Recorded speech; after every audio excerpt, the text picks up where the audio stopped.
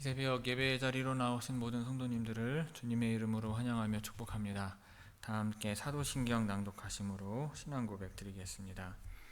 전능하사 천지를 만드신 하나님 아버지를 내가 믿사오며 그 외아들 우리 주 예수 그리스도를 믿사오니 이는 성령으로 잉태하사 동정녀 마리아에게 나시고 본디오 빌라도에게 고난을 받으사 십자가에 못 박혀 죽으시고 장사한 지 사흘 만에 죽은 자 가운데서 다시 살아나시며 하늘에 오르사 전능하신 하나님 우편에 앉아 계시다가 저리로서 산 자와 죽은 자를 심판하러 오시리라.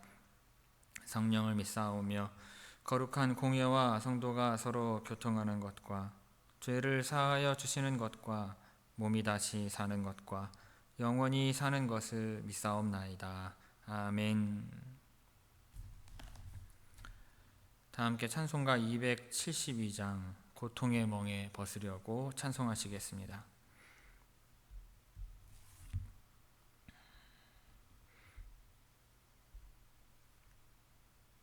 찬송가 272장입니다.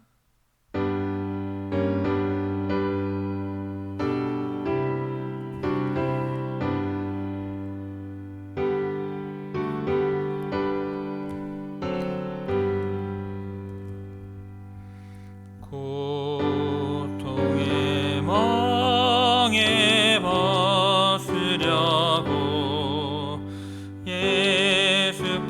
예수께로 나갑니다. 자유와 기쁨 베푸시는 주께로 갑니다.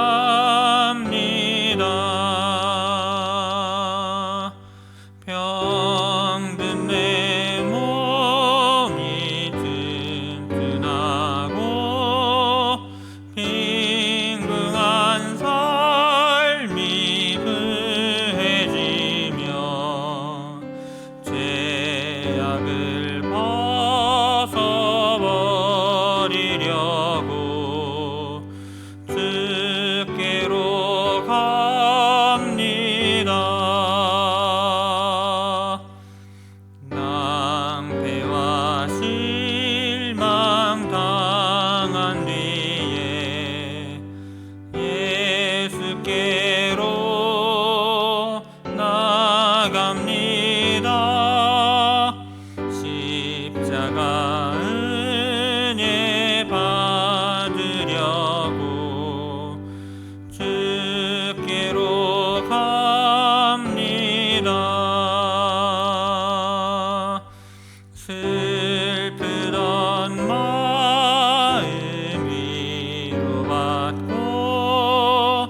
이생의 풍파 잔잔하며 영광의 찬송 부르려고 주께로 갑니다.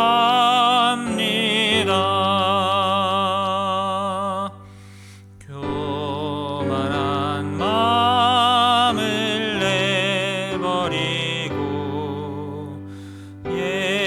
예수께로 나갑니다.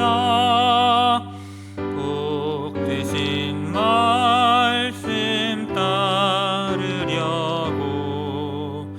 주께로 갑니다.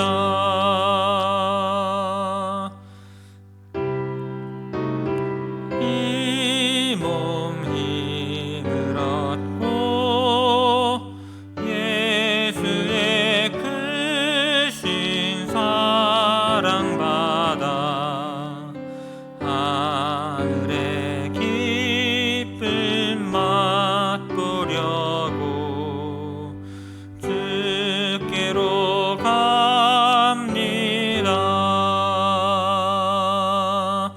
죽음의 길을 벗어나서 예수께로 나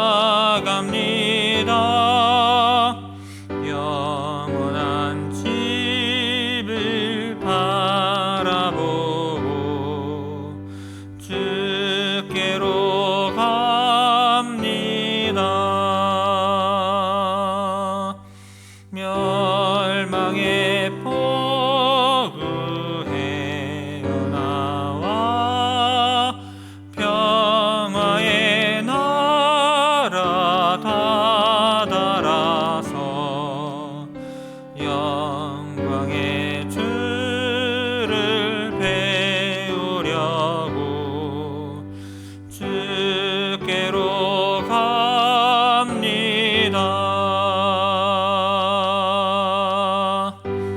아멘. 오늘 새벽 우리에게 주시는 하나님의 말씀은 야고보서 5장 13절에서 16절의 말씀입니다. 신약성경 야고보서 5장 13절에서 16절까지의 말씀입니다. 제가 봉독하겠습니다. 너희 중에 고난 당하는 자가 있느냐? 그는 기도할 것이요. 즐거워하는 자가 있느냐? 그는 찬송할지니라. 너희 중에 병든 자가 있느냐? 그는 교회의 장로들을 청할 것이요. 그들은 주의 이름으로 기름을 바르며 그를 위하여 기도할지니라. 믿음의 기도는 병든 자를 구원하리니 주께서 그를 일으키시리라. 혹시 죄를 범하였을지라도 사하심을 받으리라.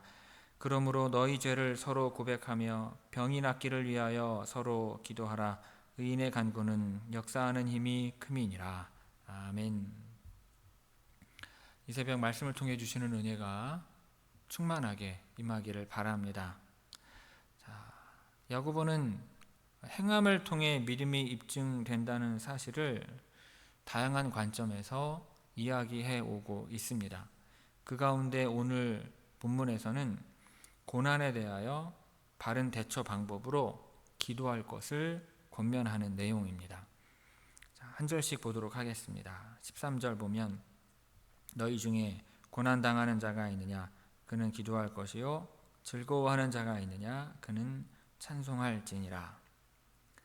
여기서 야고보가 말하는 고난은 선지자들처럼 믿음으로 인하여 당하는 고난일 수도 있고 이유 없이 당하는 고난일 수도 있으며 죄 때문에 오는 고난일 수도 있습니다. 그러니까 일반적으로 당할 수 있는 모든 종류의 고난을 다 포함하고 있는 말입니다. 그런데 이러한 고난을 그리스도인이 당한다면 어떻게 해야 하겠습니까? 야고보는 이에 대해서 불평하기보다 적극적으로 기도하라고 답하고 있습니다. 아마도 이 기도의 내용은요, 자신이 당하고 있는 고난을 사라지게 해달라는 기도라기보다는 오히려 고난을 당할지라도 하나님을 힘입어 인내로서 잘 견딜 수 있기를 바라는 기도일 것입니다. 13절 앞부분이 고난 가운데 기도하라는 내용을 담고 있다면 뒷부분은 즐거움 가운데 있는 그리스도인들에게 찬송할 것을 권하고 있습니다. 그리스도인들이 자신의 삶 속에서 즐거움을 경험한다면 이를 주신 하나님께 감사를 표해야 하는 것은 당연할 것입니다. 구약 성경을 보면 사람이 하나님께 감사하는 구약 성경을 보면 사람이 하나님께 감사하는 마음을 찬양의 형태로 표현하는 것을 볼 수 있고 또 신약 성경에 보면 바울과 실라가 감옥에 갇혔음에도 불구하고 옥중에서 기도하며 하나님을 찬양하는 것을 볼 수가 있습니다. 보통 우리는 자신에게 고난이 닥쳤을 때만 하나님을 찾고 즐거울 때는 하나님을 잊어버리는 경우가 대다수입니다. 하지만 이것은 성도의 태도라고 볼 수 없는 것입니다. 만약 우리가 진정한 그리스도인이라면 우리의 외부 환경이나 내적인 감정에 상관없이 항상 동일한 마음으로 하나님을 기억하며 하나님을 찾아야 할 것입니다. 13절 말씀 우리 다 함께 천천히 봉독하도록 하겠습니다. 13절 말씀 다 함께 읽습니다. 너희 중에 고난 당하는 자가 있느냐? 그는 기도할 것이요. 즐거워하는 자가 있느냐? 그는 찬송할지니라. 아멘. 이 13절에서는 고난 가운데 기도할 것을 일반적인 차원에서 권면하였다면 이후 14절에서 16절까지는 그 중에서도 특히 질병으로 고난당하는 자를 위하여 믿음으로 기도할 것을 권면하고 있습니다. 14절 보면 너희 중에 병든 자가 있느냐? 그는 교회의 장로들을 청할 것이요. 병든이라고 하는 단어는 문자적으로 강하지 않다라는 의미이지만 대부분 사용될 때는 육체적으로 일할 수 없을 만큼 나약해진 상태, 즉 병을 앓고 있는 상태를 의미합니다. 질병은 사람을 고통 속으로 몰아넣고 육체적으로 정신적으로 쇠약해지게 만들죠. 그래서 야고보는 질병에 시달려 지쳐있는 한 개인이 교회로 가기보다는 교회의 장로들을 집으로 부르라고 청하라고 권면하고 있습니다. 이 장로라고 하는 단어는 문자적으로는 연장자라는 뜻입니다. 그런데 교회의 직분에 이 단어가 사용이 되면 단순히 연장자라는 의미를 넘어서 가르침과 행정 등 중요한 역할을 맡은 교회의 대표자를 의미했습니다. 신약 성경이죠. 특히 서신서들을 볼 때 이 단어는 교회의 핵심적인 직분으로 나오고 있고요. 감독이라고 하는 단어하고 같은 뜻으로 사용이 되고 있습니다. 그것을 보면 장로들의 직무가 온 양떼를 돌보며 교회를 치리하는 것임을 알 수가 있습니다. 때문에 장로들은 병에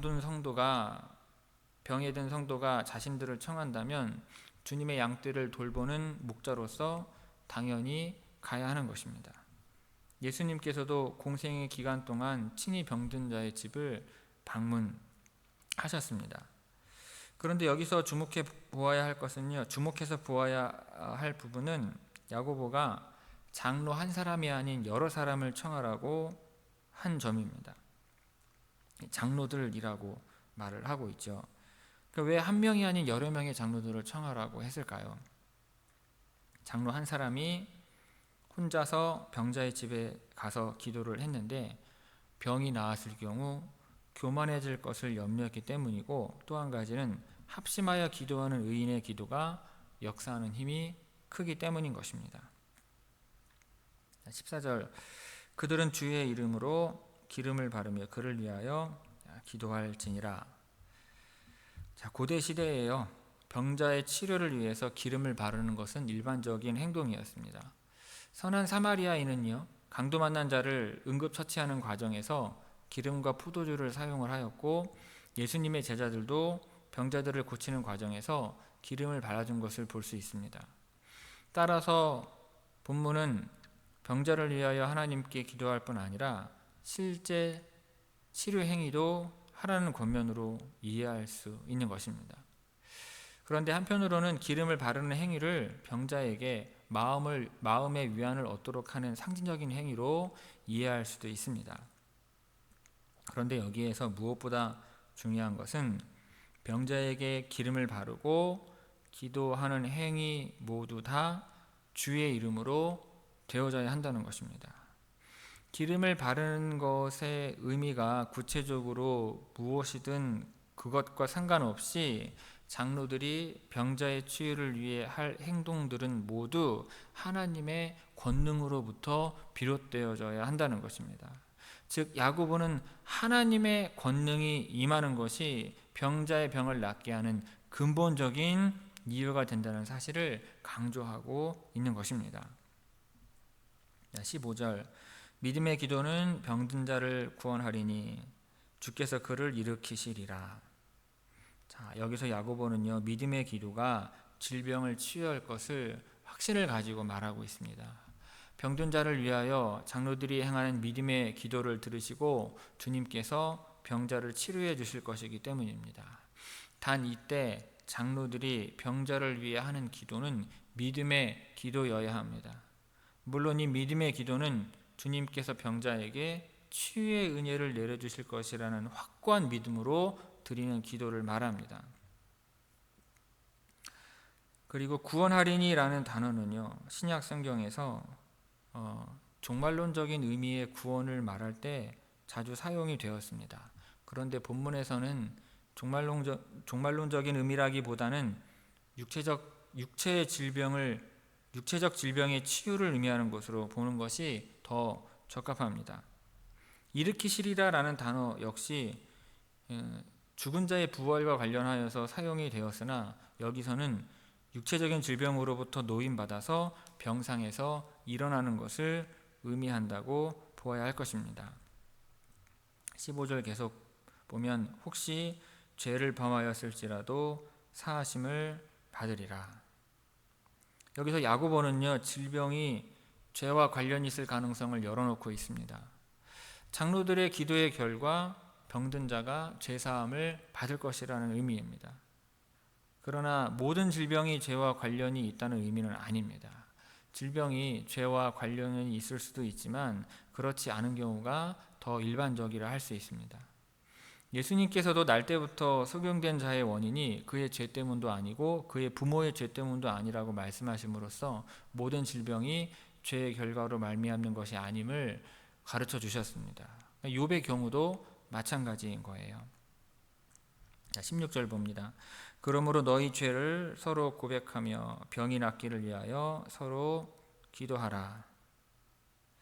앞절에서 야고보는 자신이 말하는 병은 죄와 관련된 것임을 밝혔고, 여기서는 그 병의 치료를 위해 그 병의 원인이 된 죄의 고백을 먼저 하라고 권면하고 있습니다.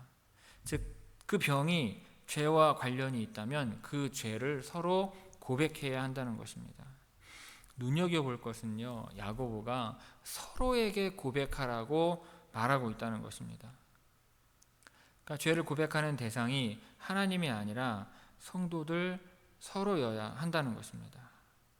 이를 봤을 때 여기에서 말하는 죄는 하나님께 대하여 저지른 죄일 수도 있지만 성도 간에 서로에게 저지른 죄라고 볼 수 있습니다. 하지만 이 다음 사실도 알아야 하는데, 누군가에게 죄를 지으면 그것은 하나님께도 죄가 된다는 사실을 우리는 알고 있어야 하는 것입니다.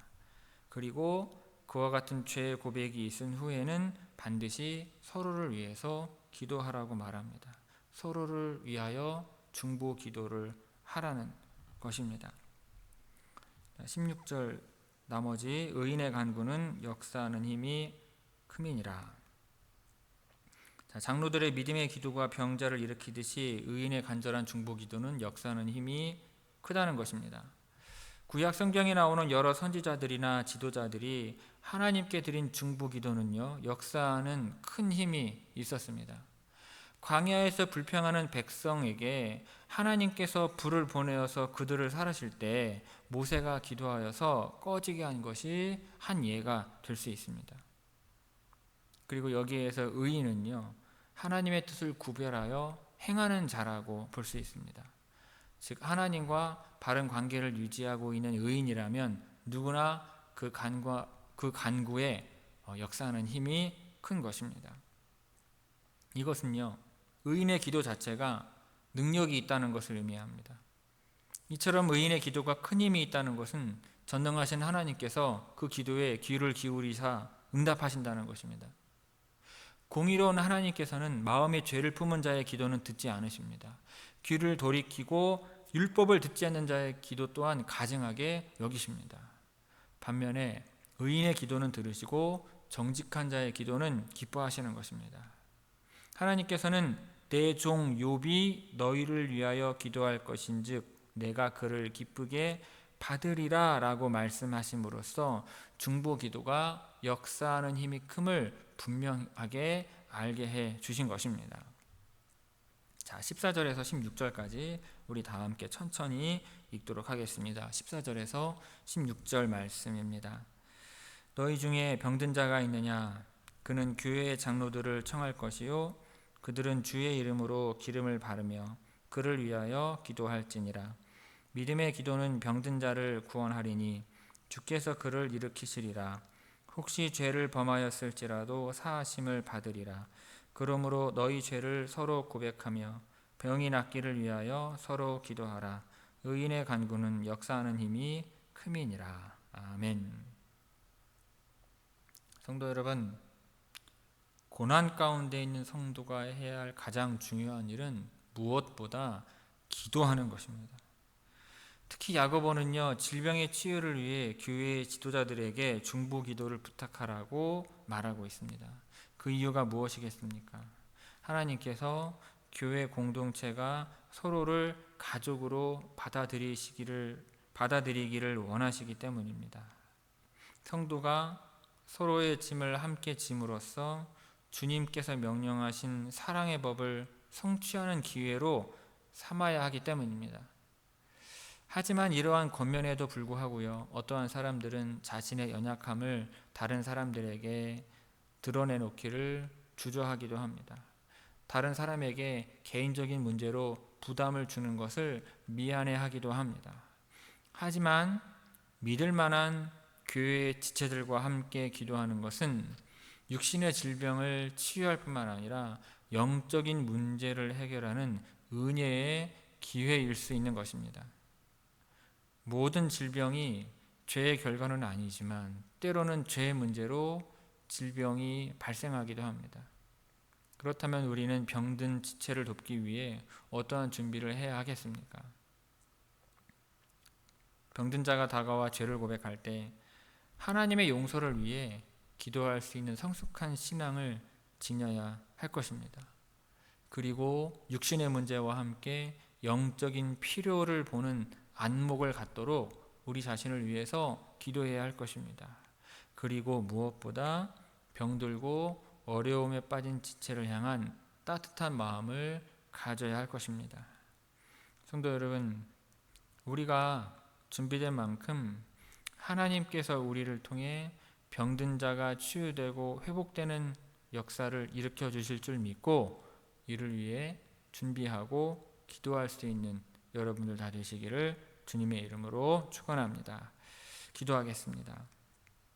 사랑이 많으시고 은혜가 풍성하신 아버지 하나님, 고난 가운데 있을 때 가장 먼저 하나님을 찾고 그 이름을 부르며 기도하는 주의 성도들이 되기를 원합니다. 특별히 질병 가운데 있는 성도들이 하나님을 찾으며 기도함과 아울러 우리의 모든 교회의 지도자들과 교회 성도들이 병든 자를 위하여 합심하여 기도하는 주의 성도들 또한 되기를 원합니다. 주여, 우리가 아버지 하나님 앞에 그 모든 죄를 고백하며 의인으로 죄를 고백하며 허물을 용서함 받고 정결하게 되어 병든 자들을 위하여 기도할 수 있는 그와 같은 성도들이 또한 되기를 원합니다. 중보기도를 하기 위하여 죄와 먼 거룩한 생활을 할 수 있는 성도들 되게 하옵시고, 그렇게 자기를 정결하게 거룩하게 잘 지켜 기도할 때 의인의 기도에 응답하시는 하나님의 역사가 크게 임하는 우리에게 될 수 있도록 하게 하옵시고, 그 기도의 역사가 특별히 이현증 원사님에게 일어날 수 있도록 하나님의 크신 역사를 부으시고 허락하여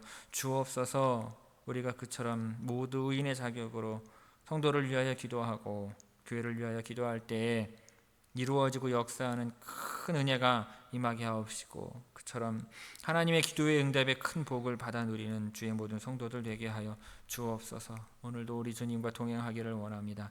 하나님의 말씀을 내 안에 심어 귀한 열매를 맺게 하옵시고, 하나님의 말씀과 동행할 때 우리 주 예수 그리스도와 동행하게 하시는 하루가 되실 줄 믿사옵나이다. 오늘도 감사와 찬양과 영광을 아버지 하나님께 올려드리오며 이 모든 말씀 예수님의 이름으로 기도하옵나이다. 아멘.